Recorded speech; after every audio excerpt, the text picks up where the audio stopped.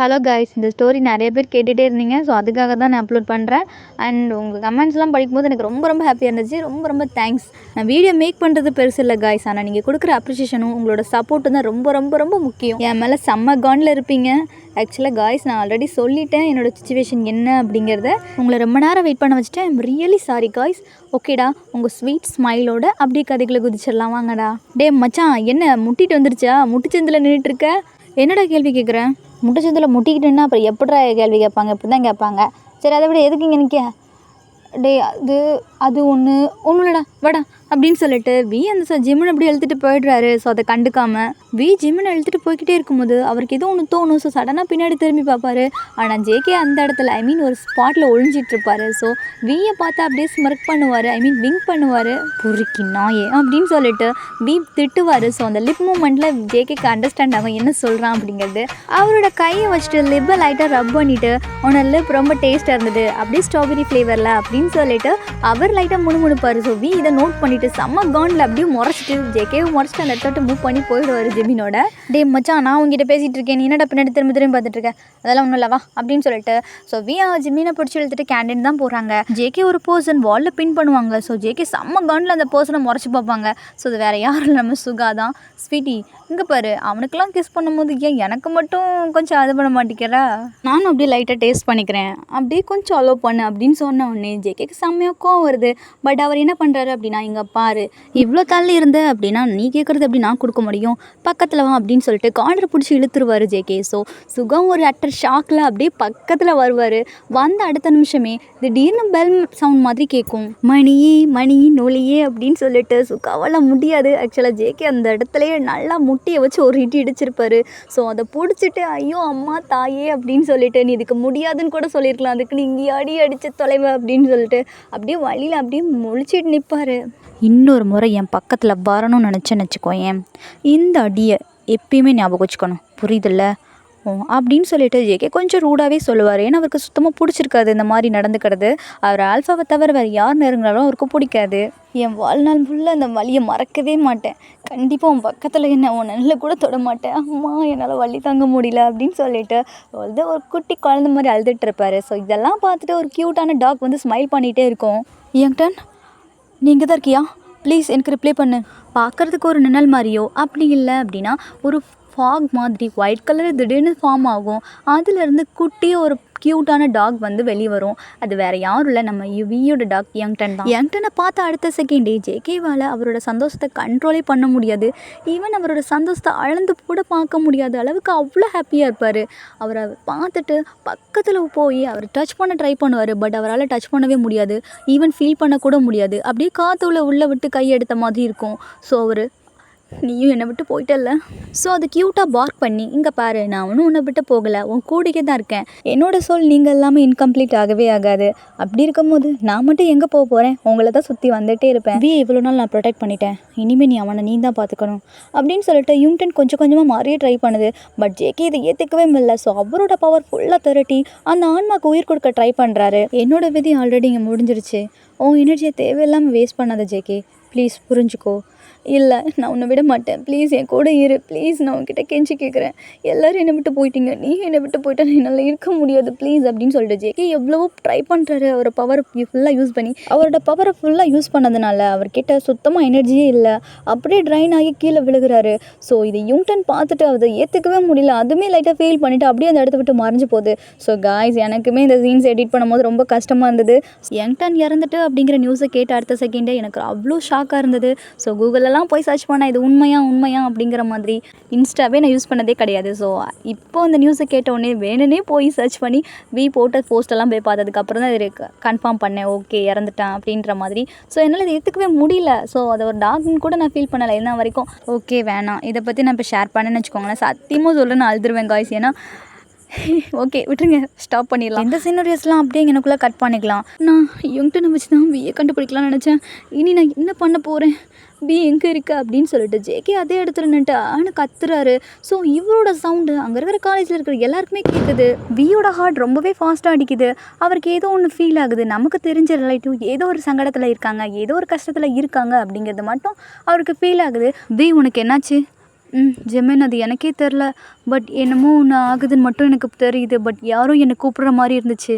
அது உன்னோட மன பிராந்தியாக இருக்கும்டா. சரி விடு. சொல்லி வாய மூடல. டஸ்டர் வந்து தலை மேலே விழுகுது ஜிம்மினோட தலையிலேயே. அம்மா அப்படின்னு சொல்லிட்டு கத்திட்டே எந்திக்கிறாரு. லிசா தான் பியோட மேக்ஸ் டீச்சர். ஸோ அவ திட்டுறா, நீங்கள் என்ன குசு குசுன்னு பேசிகிட்டு இருக்கீங்க, கவனிக்கிறதே இல்லை, 2 பேருமே சேம் மார்க் தான் எடுக்கிறீங்க, என்ன நினச்சிட்டு இருக்கீங்க அப்படின்னு சொல்லிட்டு அவள் பாட்டு கேள்வி மேலே கேள்வி வச்சுட்டே இருக்கா.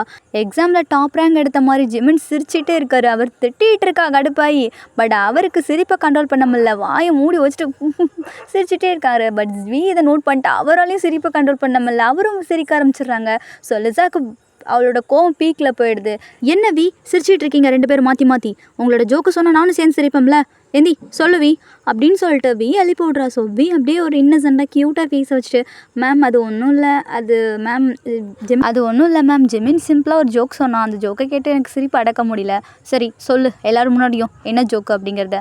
யூடியூப்பில் பார்க்குற வீடியோவில் கீழே ஸ்கிப்புன்னு இருக்கும் பார்த்துருக்கீங்களா ஆடில், அதே மாதிரி இந்த மேக்ஸ் கிளாஸை மட்டும் ஸ்கிப் பண்ணுறதுக்கு ஏதாவது வழி இருக்குமா? முக்கியமாக அந்த பள்ளி கிளாஸில் மட்டும் நம்ம மாட்டிடவே கூடாது. என்னது பள்ளியா? யாரை சொன்னான்? மேம் நீங்கள் பார்க்குறதுக்கு பள்ளி மாதிரி இருக்கீங்கள்ல, அதை தான் வச்சு அவன் அப்படி சொன்னான், அதனால தான் மேம் என்னால் சிரிப்பை கண்ட்ரோல் பண்ண முடியல அப்படின்னு சொல்லிட்டு சிரிக்க ஆரம்பிச்சிடுறாரு ரவி. ஹோல் கிளாஸுமே இந்த ஜோக்கை கேட்டு சிரிக்க ஆரம்பிச்சிருச்சு. ஸோ லிசாவுக்கு செம்ம கோவம் வருது. என்னடா இப்படி பேசிட்ட அப்படிங்கிற மாதிரி. லிசாவை யாருக்குமே பிடிக்காது. ஃபர்ஸ்ட் அவள் மேக்ஸ் எடுக்கா, 2வது எப்போயுமே கடுங்கடுன்னு இருப்பான், யார்ட்டையுமே அவளை சிரிச்சு பேசவே மாட்டான். டே மச்சான், நான் எப்போட அந்த ஜோக்கெலாம் உன்ட்ட சொன்னேன்? டே இந்த நாதிரிட்டு வேறு என்னை கோத்து விட்டியடா, அவள் பாருடா மூஞ்ச பார்த்தாலே பயமாக இருக்குடா, ஏன்டா இப்படி பண்ண அப்படின்னு சொல்லிட்டு ஜெமின் ஒரு சைடு குசு குசுன்னு வீக்கிட்ட பேசிகிட்டே இருப்பார். ஸோ லிசாக்கு ஒரு மேலே காண்டாயிட்டு, இங்கே பாரு வி, யார் இந்த ஜோக்கை சொல்லியிருப்பான்னு எனக்கு நல்லாவே தெரியும், இன்டர்வெல்ல என்னை ஸ்டாப் ரூமில் வந்து மீட் பண்ணு. மேம் ஆனால் சொன்னது செய், அவ்வளோதான். அண்ட் போர்டில் இருக்கிற எல்லாத்தையும் காப்பி பண்ணி நோட் பண்ணிக்கோங்க. நல்ல வேலை ராட்சசி என்னை மறந்துட்டா. அண்ட் ஜெமின் நீ இம்போசிஷன் எழுதிட்டு வந்துடு. நான் இப்போ எழுதி போட்டேன் இல்லையா, அதை 25 டைம்ஸ். மேம் இது ரொம்ப அதிகம், பேசும்போது மட்டும் உனக்கு வாய் அதிகம்னு தெரிலையா? ஆனால் மேம் நான் எதுவுமே பேசலை. வாயை மூடிட்டு எழுதிட்டு வந்துடு, இல்லைனா இம்போசிஷனை இன்க்ரீஸ் பண்ண வேண்டியது இருக்கும். எப்படி வசதி? ஓகே மேம் எழுதிட்டு வந்துடுறேன் அப்படின்னு சொல்லிட்டு க்யூட்டாக சொல்லிக்கிறாரு ஜெமினும். ஏன்னா அந்த லிசா மாடை பார்த்தாலே எல்லாருக்குமே பயமாகும். ஏன்னா பிரின்ஸிபலோட பொண்ணு தான் லிசா. ஸோ அவளுக்கு எல்லாருமே பயப்படுவாங்க. ஈவன் வியுமே லைட்டாக பயப்படுவார். ஜேகே அவனை இறந்து போகல, அவன் நம்ம கூடயே தான் இருக்கான், ஸோ நீ ஃபீல் பண்ணாத அப்படின்னு சொல்லிட்டு ஜேகே சொல்கிறல யாரும் கை வைக்கிற மாதிரி இருக்கு. எனக்கு தெரியும் யுங்டன் இறந்து போகல, என் கூட தான் இருக்கான்னு எனக்கு நல்லா தெரியும், ஆனால் நான் வியை எப்படி கண்டுபிடிப்பேன் அப்படின்னு சொல்லிட்டு கொஞ்சம் லைட்டாக ஃபீல் பண்ணுறாரு. அதுக்கு ஏதாவது சொல்யூஷன் இருக்கும், நீ ஃபீல் பண்ணாத அப்படின்னு சொல்லிட்டு சுகா ஜேகேவை ஆறுதல் பண்ணிவிட்டு ஹக் பண்ணிக்கிறாரு. ஃபர்ஸ்ட் நீ சின்ன குழந்தை மாதிரி அழுகிறது நிப்பாட்டு, அழுகிறது மட்டும்தான் எல்லா ப்ராப்ளத்துக்கும் சொல்யூஷன் கிடையவே கிடையாது. யோசிச்சுப்பார், நம்ம எதை தேடி வந்துட்டுருக்கோம், எதை தேடுறோம், எதுக்காக இங்கே இருக்கிறோம் அப்படிங்கிறத யோசிச்சுப்பார். எல்லாமே விதியோட விளையாட்டு மட்டும்தான். அண்ட் நம்ம எல்லாருமே ஜஸ்ட் ஒரு பொம்மைங்க மட்டும்தான். எல்லா ப்ராப்ளத்துக்கும் ஒரு சொல்யூஷன் கண்டிப்பாக இருக்கும். அந்த சொல்யூஷன்ஸ் ஃபஸ்ட்டு தேடு, அதுக்கு முன்னாடி வியை ஃபஸ்ட்டு ப்ரொடெக்ட் பண்ணு. புரியுதில்ல? எனக்கு புரியுது. ஆனால் அவனெல்லாம் பேசிக்கலாம்ப்பா, ஃபஸ்ட்டு அழுகிறது நிப்பாட்டுப்பா, எனக்கே காண்டாகுது அப்படின்னு சொல்லிட்டு சுகா ஜேகே ஒரு தள்ளி விட்டுட்டு அந்த இடத்த விட்டு மூவ் பண்ணி போயிடுறாரு. ஸோ ஜேகேக்கும் லைட்டாக ரியலைஸ் ஆகிட்டு வி அப்படின்னு சொல்லிட்டு இப்போ தான் ஆமாம் வி அப்படின்னு சொல்லிட்டு ஜேகே அப்படியே ஷாக் ஆகுறாரு. அந்த இடத்துல அப்படியே சீன் கட் ஆகுது. அங்கிட்ட ஆப்போசிட்டில் வி லிசா கூப்பிட்டுருந்தார் இல்லையா, அங்கே லிசாவுக்கு மட்டும் தனி ஒரு ரூம் கொடுத்துருப்பாங்க. ஸோ மே கமெண்ட் மேம் அப்படின்னு சொல்லிட்டு கேட்ட உடனே உள்ளவா அப்படின்னு சொல்லிட்டு அவளும் அப்படியே ஒரு மாதிரி கூப்பிடுறா. வி உள்ளே போன அடுத்த செகண்ட் ஆட்டோமேட்டிக் டோர், ஸோ அது டக்குன்னு லாக் ஆகுது. மேம் எதுக்காக ரூமை லாக் பண்ணிங்க? எனக்கு லாக் பண்ணணும்னு தோணுச்சுன்னா அதை நான் லாக் பண்ணுவேன், ஓப்பன் பண்ணணும்னு தோணுச்சுன்னா அதை ஓப்பன் பண்ணுவேன், அது கேட்குறதுக்கு நீ யார் அப்படின்னு சொல்லிட்டு பெஞ்சில் உட்காந்துருந்த லிசா டக்குன்னு ஃபாஸ்ட் ஆகி பி முன்னாடி வந்து நிற்கிறா. பிக்கு செம்ம ஷாக் ஆகுது. ஏன்னா மேம் உங்களுக்கு சூப்பர் நேச்சுரல் பவர் எதுவும் இருக்கா? நீ நினைக்கிறத விட என்கிட்ட நிறைய பவர் இருக்குது, ஆனால் அதுக்கு நீ எனக்கு சப்போர்ட் பண்ணணும். எப்படி அப்படின்னு சொல்லிட்டு அப்படியே ஒரு கையை வச்சுட்டு வியோட கண்ணத்தில் அப்படியே ஒரு மாதிரி பண்ணுறா. ஸோ வீக்கு ஒரு மாதிரி ஆகுது. மேம் நீங்கள் என்ன பண்ணுறீங்க? மேம் என்ன பண்ணுறீங்க அப்படின்னு சொல்லிட்டு ஒரு கோவத்தில் லிசாவை பிடிச்சி தள்ளி விட்ருவாரு வி. ஸோ லிசா போய் கீழே விழுகிற மாதிரி போயிட்டு அப்படியே பேலன்ஸ் பண்ணிக்குவா. இங்கே பாரு வி, எதை பற்றியும் யோசிக்காது, நீ என்ன மட்டும் பாரு, உனக்கு புரியுதா அப்படின்னு சொன்ன உடனே வியும் அப்படியே தலையாசிக்கிறாரு. ஏன்னா லிசாவோட கண் அப்படியே ஒயிட் கலரில் சேஞ்ச் ஆகிருக்கும். லிசாவுக்கு வந்து ஹிப்னடைஸ் பண்ண பவர் இருக்குது. ஸோ அவள் லிசா வந்து கொஞ்சம் கொஞ்சமாக வியை வந்து தன்வசப்படுத்த ட்ரை பண்ணுவாள். ஸோ வியும் அப்படியே லிசாவோட கண்ட்ரோலுக்கு அப்படியே சேஞ்ச் ஆவார். தென் லிசா அப்படியே வி பக்கத்தில் க்ளோஸாக வந்துட்டு கிஸ் பண்ணுறது மாதிரி வருவாள். டக்குன்னு ஒரு டோர் ஓப்பன் ஆகும். மேம் நீங்கள் கேட்டிங்கல்ல இம்போசிஷன், அதை நான் எழுதிட்டு வந்துட்டேன், இந்தாங்க அப்படின்னு சொல்லிட்டு ஜெமின் போய் சப்மிட் பண்ணுவான். அப்போ லிசாக்கு ஷாக் ஆகும், எப்படி நீ ஒரே நிமிஷத்தில் முடிச்சு ஆச்சு, ஐ மீன் ஒரு ½ hour கூட தானே இருக்கும். மேம் அதெல்லாம் என்னோட திறமை மேம், அதை பற்றிலாம் நீங்கள் கேட்காதீங்க. சரி வி எல்லாம் பேசிட்டு எல்லாவா போகலாம் அப்படின்னு சொல்லிட்டு வியை பிடிச்சி அப்படியே தள்ளிட்டு வருவார். என்னடா மச்சான் தலை இப்படி வலிக்குது, என்னாச்சு எனக்கு அப்படின்னு சொல்லிட்டு வி தலையில் கை வச்சுட்டு அப்படியே ஒரு மாதிரி பண்ணுவார். ஸோ ஜெமின் இதை நோட் பண்ணிவிட்டு, டே மச்சான் நான் தான் சொன்னல அவள் கிளாஸில் போட்டுற அறவையே செம்ம காண்டாகும், நீ தலைவலிக்குன்னு தூங்கிடுவேன். அதான் மச்சான் உனக்கு இப்போது 5 நிமிஷம் ரூமில் வச்சு மொக்க போட்டிருப்பா, அது உனக்கு தலை வலிச்சிருக்கும், நீ தூங்கிடுவேன், நீ விடு அப்படின்னு சொல்லிட்டு ஜெமின் அப்படியே டாப்பிக்கை மாற்றுறாரு, வியோட டாப்பிக்கை. ஸோ லிசா செம்ம காண்டாகிறா. ஆச்சு நான் அந்த ஒமேகா யாருன்னு கண்டுபிடிக்கிறதுக்குள்ளேயும் இந்த பைத்தியம் வந்துருச்சு, எல்லாத்தையும் கெடுத்துருச்சு, என்னால் சென்ஸ் பண்ண முடியுது இந்த ஒமேகா எங்கேயோ இருக்குது, எனக்கு அந்த ஒமேகாவோட பவர்ஃபுல்லாக வேணும் அப்படின்னு சொல்லிட்டு அப்படி அவங்க இருக்கிற பொருளெல்லாம் அப்படி தூக்கி போட்டு உடைக்கிறா.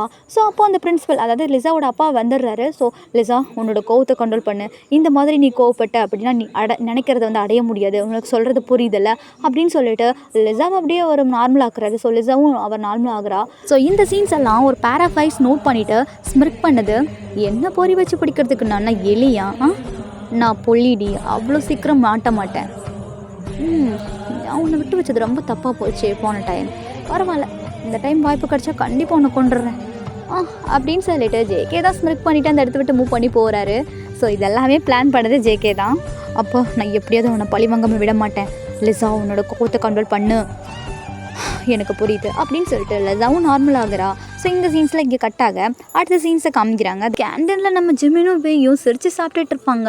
ஸோ ஜேகே அந்த இடத்துல வந்து உட்காந்துட்டு வி முன்னாடி கேண்டீனில் இடமே இல்லையான்னு துறைக்கி. ஸோ அதனால் வி பக்கத்தில் வந்து உட்காந்துருப்பாரு. டே உனக்கு கொஞ்சமாவது அறிவு இருக்கா, உனக்கு வேறு இடமே கிடைக்கல, தள்ளிப்படா. எனக்கு வேறு இடம் இல்லை, என் கண்ணுக்கு தெரிஞ்ச அளவுக்கு இடம் இல்லைப்பா, ஸோ அதனால் நான் இங்கே தான் உட்காருவேன். ஆமாம் நீ இதுக்கு இவ்வளோ காண்டு ஹேர் ஆகுற, இதுன்னு உங்கள் அப்பா வீட்டு இடமா?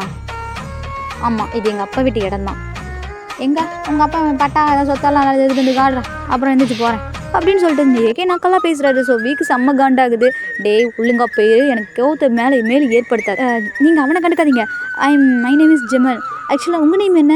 உங்கள் நேம் ஜியான் ஜங்குக் தானே, கரெக்டாக தானே சொல்கிறேன், என் பேர் என்ன தெரியுதுல்ல, அப்புறம் என்ன அப்புறம் என்ன விளக்கண்ணிக்கு பேர் என்ன மோர் என்னன்னு கேட்டுட்ருக்கேன்.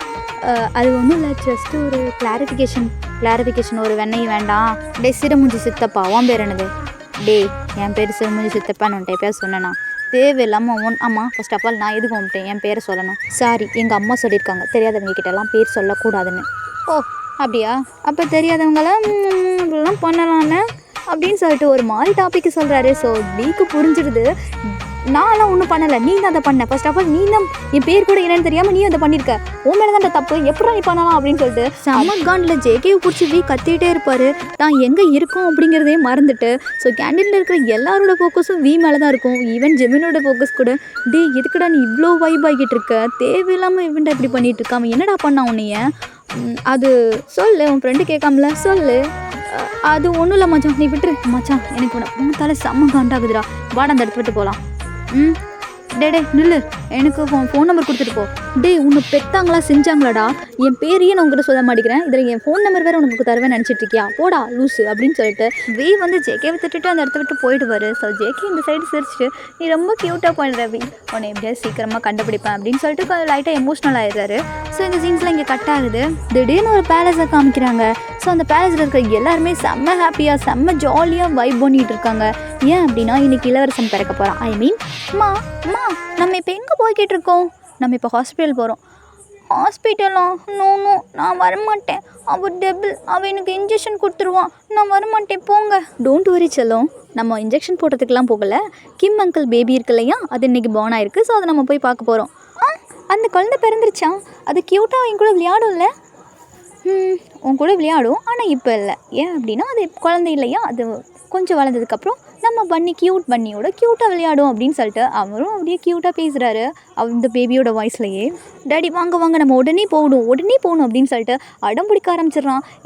இவ்வளோ நேரம் நான் வரமாட்டேன்னு சொல்லிட்டு இருந்தான், இப்போ பாரு குழந்தைன்னு சொன்ன அடுத்த செகண்டே வந்துடுறான் அப்படின்னு சொல்லிட்டு ஒரு க்யூட்டான ஸ்மைலோட அந்த பேபியை பார்க்குறதுக்காக அந்த ஹோல் ஃபேமிலியுமே கிளம்பி போய்கிட்டு இருக்காங்க. ஸோ ஹாஸ்பிட்டல் போகணும் அடுத்த செகண்டே, என்னை மன்னிச்சிரு, என்னால் தான் உனக்கு இவ்வளோ பிரச்சனை, என்னால் ஒரு அப்பாவாக இருக்க முடியுமான்னு தெரியல அப்படின்னு சொல்லிட்டு அவர் ரொம்பவே தேங்கி அழுகிறாரு. அவங்க பக்கத்தில் இருக்கிற ஒய்ஃப் தான் அவங்க கண்ணீரை தொடச்சி விட்டுட்டு, இதுக்கு எதுக்குப்பா அழுதுட்டு இருக்கீங்க, இந்த உலகத்திலே நீங்கள் தான் பெஸ்ட் அப்பாவாக இருப்பீங்க, இங்கே பாருங்கள் நான் சொல்கிறத கேளுங்க, நீங்கள் கரெக்டான நேரத்தில் என்னையும் நம்ம பையனையும் காப்பாற்றிட்டீங்க, எதுக்கு இப்போ அழுதுட்ருக்கீங்க குழந்த மாதிரி அப்படின்னு சொல்லிட்டு அவங்க ஒய்ஃப் ரொம்பவே கன்சல்ட் பண்ணுறாங்க. ஆனாலும் அவர் அழுகிறது நிப்பாட்டுறது ஐடியா இல்லை. ஸோ உங்கள் ஒய்ஃப் என்ன பண்ணாங்க அப்படின்னா டக்குன்னு போய் அவங்கள கிஸ் பண்ணி அவங்கள அப்படியே கொஞ்சமாக நார்மல் ஆக்குறாங்க. ஸோ அவங்க அப்படியே கொஞ்சமாக நார்மலாகி கிஸ் பண்ணிகிட்டு இருக்காங்க. அப்போது ஒரு திடீர்னு ஒரு ஷாக், டோரை ஓப்பன் பண்ணிட்டு ஒரு க்யூட்டான பன்னி குட்டி துள்ளி குதிச்சு ஓடி வந்துட்டுருக்கு. எதுக்காக இப்போ என்னோட ஆன்ட்டியோட வாயை சாப்பிட்டுட்டு இருக்க, ஃபஸ்ட்டு நீ சாப்பிட்றத நிப்பாட்டு அப்படின்னு சொல்லி அவனோட சைஸுக்கு அவனே ஆளாக மாதிரி இருந்துகிட்டு இருக்கான். ஸோ அவன் சைஸுக்கு என்ன கையில் கெட்டதோ அதை பிடிச்சி அடிச்சுக்கிட்டு இருக்கான். ஐ மீன் அவர் காலை தான் அடிச்சிட்டு இருக்கான். ஸோ அவருக்கு செம்ம காண்டாகுது. அவர் கோபத்தில் இந்நாள் வரைக்கும் என்னை யாருமே கேள்வி கேட்டது இல்லை, ஃபர்ஸ்ட் டைம் நீ தான் என்னை கேள்வி கேட்குற, தம்மா துண்டு ஒமேகா வந்துட்டு உனக்கு எவ்வளோ தைரியம் அப்படின்னு சொல்லிட்டு கொஞ்சம் ரூடாக பேசிடுவார். ஸோ அவர் வாய்ஸுக்கு நம்ம க்யூட் பண்ணி ரொம்பவே பயந்துட்டு அழுக ஆரம்பிச்சிருவான். ஏ பியூட்டிஃபுல் இங்கே பாரு இவர் என்ன மன்னிச்சிட்டாரு அப்படின்னு சொல்லிட்டு ஏங்கி அழுக ஆரம்பிக்கிறான் அந்த குட்டி பையன். ஸோ இதை பார்த்துட்டு டே நான் ஒன்றுமே பண்ணலடா, நான் ஜஸ்ட்டு திட்ட தான் செஞ்சேன், சரி இனிமேல் நான் உன்ட்ட அப்படி பேச மாட்டேன் அப்படின்னு சொல்லிட்டு அவரும் அப்படி க்யூட்டாக அவரோட அந்த பையனோட வாய்ஸ்லேயே அவரும் மெமிக்கரி பண்ண ட்ரை பண்ணுறாரு. இங்கே பாரு நீ அழுகாத, ப்ளீஸ் அழுகாத அப்படின்னு சொன்னவொடனே அவன் ஒன்றே சிரிக்க ஆரம்பிச்சிடுறான். நீங்கள் பயந்துட்டீங்களா நான் அழுதுட்டேன்னு?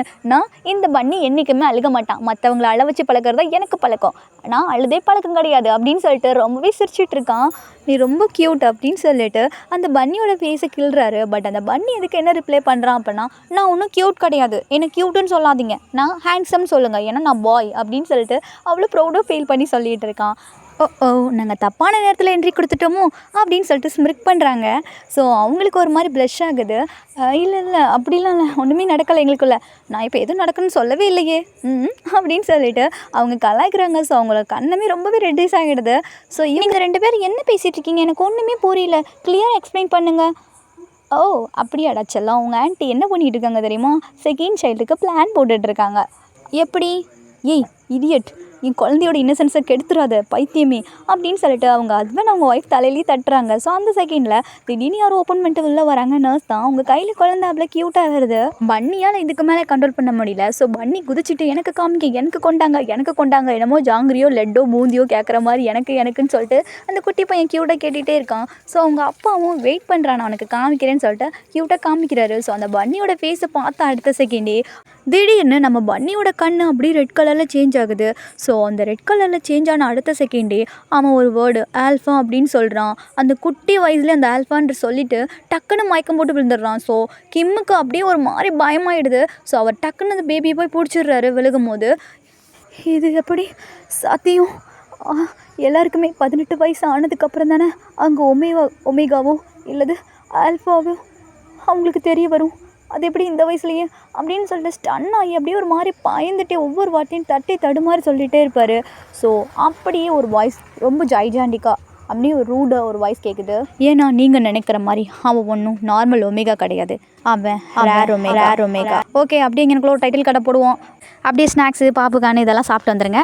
அப்படியே முடிஞ்சா சுச்சு எல்லாத்தையும் போயிட்டு முடிச்சுட்டு அப்படியே திரும்ப கதையை வந்து கண்டினியூ பண்ணலாம். ஓகே, இவர் ஜேகேவோட தாத்தா. ஸோ அவர் என்ன சொல்கிறாரு அப்படின்னா, இங்கே பாருங்கள், நீங்கள் நினைக்கிற மாதிரி அவன் நார்மல் ஒமேகா கிடையாது, அவன் ஒரு ரேர் பீஸு அண்டு ஒரு உலகத்தை உருவாக்கவும் முடியும், அதே சமயம் அழிக்கவும் முடியும். கொஞ்சம் நேரம் கழித்து நம்ம பன்னி பாய் வேக்கப் ஆகுறான். ஆனதுக்கப்புறம் அடுத்த செகண்ட் அந்த குழந்தைய தான் தேடிட்டு அந்த குழந்தை பக்கத்தில் போயிட்டு நீ ரொம்ப க்யூட்டாக இருக்க, நான் உன்னை எப்படியாவது ப்ரொடெக்ட் பண்ணுவேன் அப்படின்னு சொல்லிட்டு அவன் இன்னசென்ட்டோட வீஸில் சொல்கிறான். அவங்க அப்பா பார்த்துட்டு இல்லடா செல்லம், அவன் ஆல்ஃபா, அவன் தான் உன்னையே ப்ரொடெக்ட் பண்ணுவான், ஹீ இஸ் மை மேன் அப்படின்னு சொல்லிட்டு க்யூட்டாக ஃபேஸை வச்சுட்டு சொல்கிறான். ஆனால் டெவிலோட வாய்ஸில். அவங்க அப்பா லைட்டாக பயந்துருவார், ஏன்னா பொசசிவ் இந்த வயசுல இவ்வளோ பொசசிவோ அப்படின்னு நினச்சிட்டு.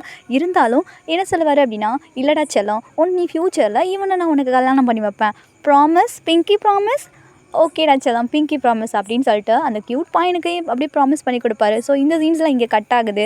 அப்படியே ஒரு 5 இயர்ஸ் கழிச்சு தான் காமிக்கிறாங்க.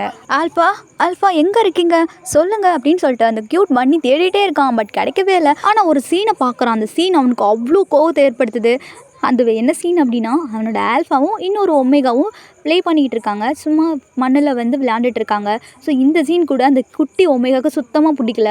அது ஒரு விதமான கோவத்தை ஏற்படுத்துது. ஸோ அதுக்கு ஜெலஸ், அதில் பொசசிவ் அல்ல ஆப்ஜெக்ஷன் கூட சொல்லலாம், என்ன மாதிரி கூட நம்ம பேர் வச்சுக்கலாம். ஸோ அந்த குட்டி குழந்தை அவ்வளோ கோவத்தோட அப்படியே அந்த பொண்ணு பக்கத்தில் போய் அந்த முட்டியை பிடிச்சி இழுத்து அந்த பொண்ணை பிடிச்சி அடின்னு அடிக்கிறான். பட் என்ன யோசிச்சுட்டு இருக்க பன்னி அப்படின்னு சொல்லிட்டு அவங்க ஆல்ஃபா சொன்ன எடுத்தோடனே டக்குன்னு அவன் ரியாலிட்டிக்கு வந்துடுறான். ஸோ இதெல்லாமே அவனோட ட்ரீம் மட்டும்தான். நான் ஒன்றும் ஃபூல் மாதிரி அவ்வளோ சீக்கிரம் என் கோவத்தை காமிக்க மாட்டேன், என்னோடய டயத்துக்காக வெயிட் பண்ணணும் அப்படின்னு சொல்லிட்டு கண்ட்ரோல் பண்ணிக்கிறான் அவனோட ஆங்கர் ஃபுல்லாக. ஸோ டக்குன்னு அல்ஃபா நீங்கள் என்ன பண்ணிகிட்ருக்கீங்க? நான் விளையாண்டுட்டு இருக்கேன்டா. என்ன விளையாட்டு? Prince and princess. அதாவது நான் பிரின்ஸ், என்னோட பிரின்சஸ். அந்த க்யூட் ஒமேகா பேபியும் என்ன சொல்லுது அப்படின்னா, நீயும் எங்கள் கூட விளையாட்டுக்கு வா அப்படின்னு சொன்ன உடனே ஆனால் ஒமேகாவை அவன் மதிக்கவே இல்லை. அவன் போய் ஆல்ஃபா கிட்டே பேசுகிறான். ஆல்ஃபா உங்களை அம்மா கூப்பிட்டாங்க, அதை தாண்டி நானும் இந்த பாப்பாவும் விளையாடுறோம், நீங்கள் போங்க அப்படின்னு சொல்லிடுறான். ஆனால் அந்த குட்டி பொண்ணுக்கு அனுப்ப மனசே இல்லை. ஆல்ஃபா நீங்கள் போகிறீங்களா? லிட்டில் லிசாவோட கண்ணத்தில் கிஸ் பண்ணிவிட்டு நம்ம நாளைக்கு விளையாடலாம் ஓகேவா அப்படின்னு சொல்லிட்டு தடா காமிச்சிட்டு ஓடிடுவார். இங்கே பன்னிக்கு தான் எரியிற நெருப்பில் எண்ணெய் தூக்கி ஊற்றுன மாதிரி அப்படியே செம்ம கவமாக்கிட்டு இருக்கோம். என்ன தைரியம் இருந்தால் ஒரு நார்மல் ஒமேகா இருந்துட்டு உனக்கு ஏன் ஆல்ஃபா கேட்குதா அப்படின்னு சொல்லிட்டு அந்த நேரமே உன்னை எனக்கு கொல்லணும் போல் இருந்தது. பன்னி நீ என்ன பேசுகிற? நீ பேசுறது எனக்கு எதுவுமே பிடிக்கல. நான் அம்மா கிட்ட போகிறேன். உனக்கு அம்மா கிட்ட போகணுமா? அதுக்கு முன்னாடி உனக்கான பனிஷ்மெண்ட் நான் கொடுக்க வேணாம் அப்படின்னு சொல்லிட்டு பன்னி என்ன பண்ணுறாரு அப்படின்னா லிசாவோட பவர் ஃபுல்லாக அப்படியே அப்சர்வ் பண்ண ஆரம்பிச்சிடுறாரு. ஸோ லிசா அடுத்த செகண்ட் டக்குன்னு மயக்கம் போட்டு விழுந்துடுறா. பட் ராயல் டாக்டர் வேறு அந்த சைட் கிராஸ் பண்ணியிருப்பார். ஸோ அவர் இந்த சீன்ஸ் எல்லாம் பார்த்துருக்க மாட்டார். ஆனால் லிசா கீழே விழுறத மட்டும் பார்த்துட்டு என்னாச்சுன்னு சொல்லிட்டு கேட்டு வருவார். அங்கிள் எனக்கே ஒன்றும் தெரில, நாங்கள் விளையாண்டுட்டு இருந்தோம், திடீர்னு மயக்கம் போட்டு விழுந்துட்டா அப்படின்னு சொல்லிட்டு செம்ம இன்னசென்ட்டாக செம்ம க்யூட்டாகவே வச்சுட்டு சொல்லுவார். ஸோ நான் செக் பண்ணுறேன் அப்படின்னு சொல்லிட்டு அவர் செக் பண்ணிவிட்டு பேரண்ட்ஸை கூப்பிடுவாங்க. லிசாவோட பேரண்ட்ஸ்க்கு செம்ம ஷாக் ஆகுது. என்னாச்சு என் பொண்ணுக்கு என்னாச்சு அப்படின்னு சொல்லிட்டு அவங்க அம்மா ரொம்பவே பயந்துகிட்டே கேட்பாங்க. இங்கே பாருங்கள், இனிமேல் இந்த வேர்ல்டு அவளுக்கு செட் ஆகாது. இங்கே இருக்கிற எனர்ஜி லெவல் அதிகம். அவளோட பாடியால் எதுவுமே அவளை ஏற்றுக்க முடியாது. ஸோ பூமிக்கு கூப்பிட்டு போயிருங்க. அவள் காலைல வரைக்கும் நல்லா தானே இருந்தா. சொல்கிறத கேளுங்க, அவள் நார்மல் ஹியூமனாக மாறிட்டா. அவளோட ஒமேகா பவரை யாரோ அப்சர்வ் பண்ணியிருக்காங்க. எனது பன்னி நீ தானே அவள் கூட விளையாண்டுட்டு இருந்த, என்னாச்சு? நான் ஒன்றுமே பண்ணலை. நானும் அவளும் ஹைட் அண்ட் சீக் கேம் தான் விளையாண்டுட்டு இருந்தோம். அவள் ஒரு இடத்துல ஒழிஞ்சிருந்தா. நானும் அவளை தேடி போனேன். அங்கே அவள் மயக்கம் போட்டு கிடந்தா. எனக்கு அதுக்கும் சம்மந்தமே இல்லை அப்படின்னு சொல்லிட்டு அப்படி அழுகிறாரு பன்னி. என்ன நீங்கள் குழந்தைகிட்ட இவ்வளோ ரூடாக பேசிகிட்டு இருக்கீங்க அப்படின்னு சொல்லிட்டு லிசாவோட அம்மா லிசாவோட அப்பா பிடிச்சி திட்டிட்டு பன்னியை போய் சமாதானப்படுத்துகிறாங்க. ஸோ பன்னியும் அப்படியே ஹக் பண்ணிவிட்டு ஸ்மிர்க் பண்ணி. ஸோ இந்த க்யூட் இன்னசென்ட்டோட ஃபேஸோட நான் இந்த இடத்துல எபிசோட முடிச்சுக்கிறேன். ஐ ஹோப் உங்களுக்கு இந்த ஸ்டோரி பிடிச்சிருக்கும்னு நம்புகிறேன். பிடிச்சிருந்தது அப்படின்னா மட்டும் கமெண்ட்டோ இல்லை லைக்கோ பண்ணுங்கடா. எந்த சீன்ஸ் பிடிச்சிருந்தது அப்படிங்கிறதையும் சேர்த்து கமெண்ட் பண்ணிடுங்க. ஓகே டா, பாய் பாய்.